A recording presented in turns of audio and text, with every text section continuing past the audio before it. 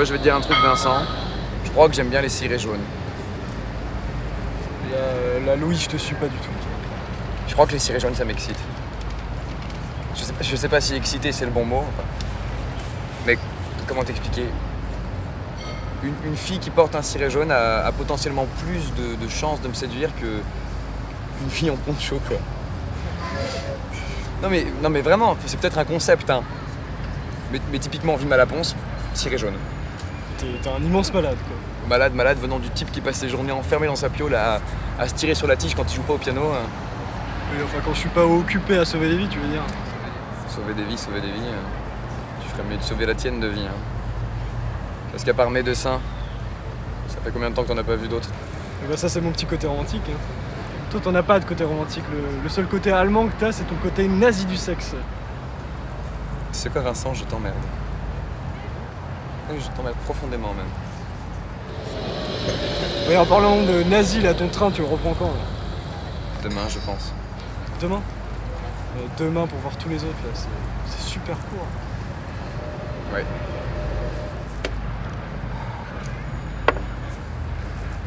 Incroyablement chaude, cette limonade.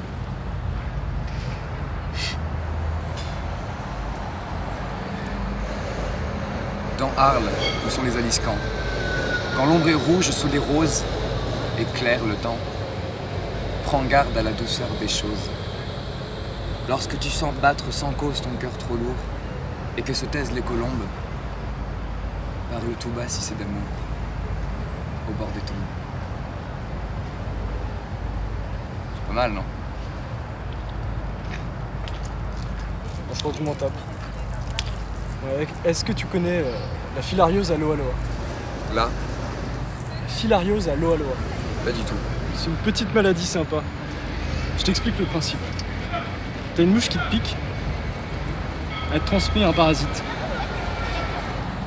Le parasite remonte dans tes veines jusque dans tes yeux. Ce qui fait qu'à la fin, tu te retrouves avec un verre dans les yeux. C'est assez dégoûtant, mais moi je trouve ça cool. Quand je pense que...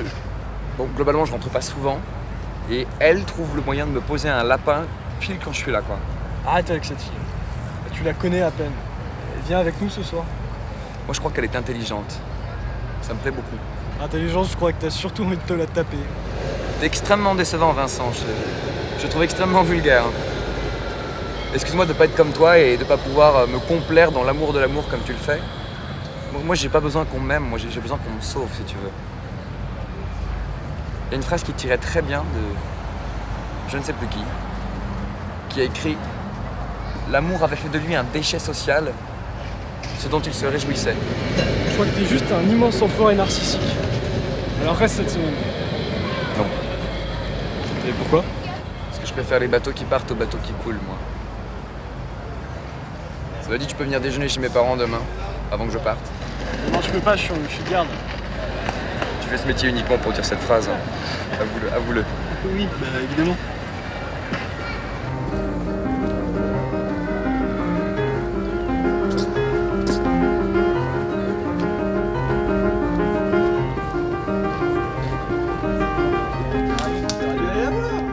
Je serais arrivé à voir. Mais parce que je bouffais du regard, ça se voyait bien. Et alors, elle est grosse, Marion. T'es grossophobe, c'est quoi ça?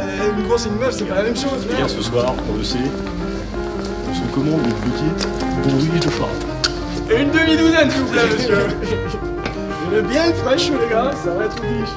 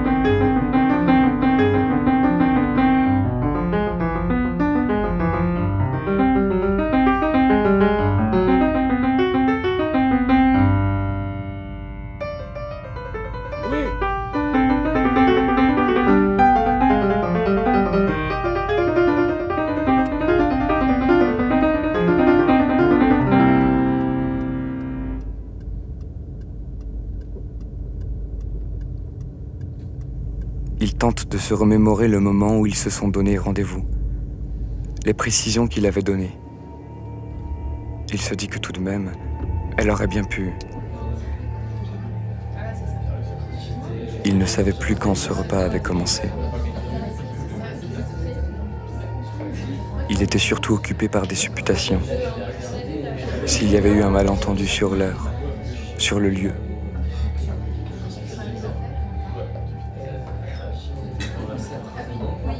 Si seulement elle pouvait être là, pour qu'il puisse lui reprocher de n'être pas là.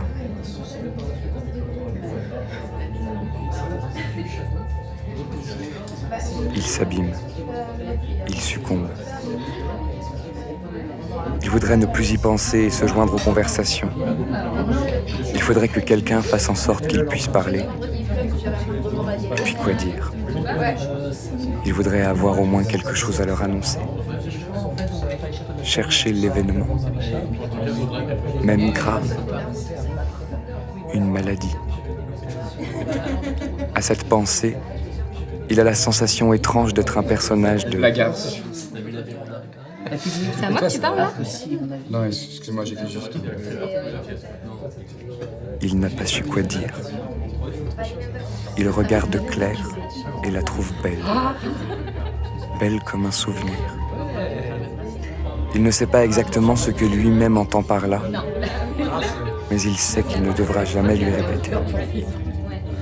Il esquisse un léger sourire à l'idée que son père l'apprécie et réalise alors que plus personne ne lui pose de questions sur elle et lui.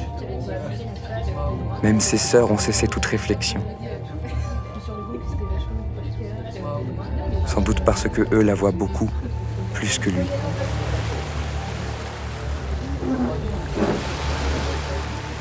Parmi toutes ces flèches vivantes, il était la seule sans trajectoire. Tiens, Louis.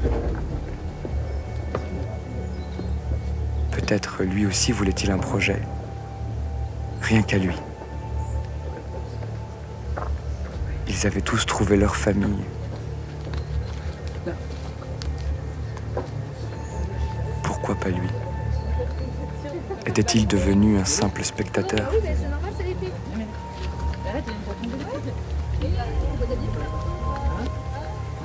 Il savait qu'il était là parce qu'à un certain moment, il était parti.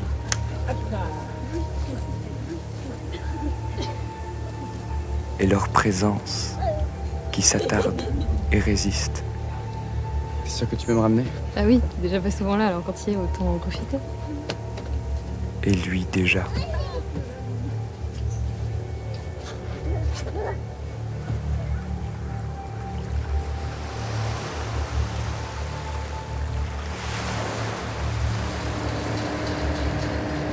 Salut Louis. Essaye de donner tes nouvelles.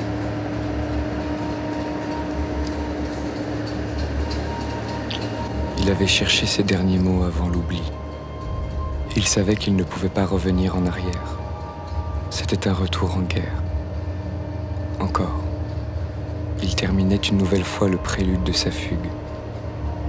Et alors qu'il repensait encore et malgré tout cela à celle qui n'était pas venue, il réalisait que le grand absent, c'était lui.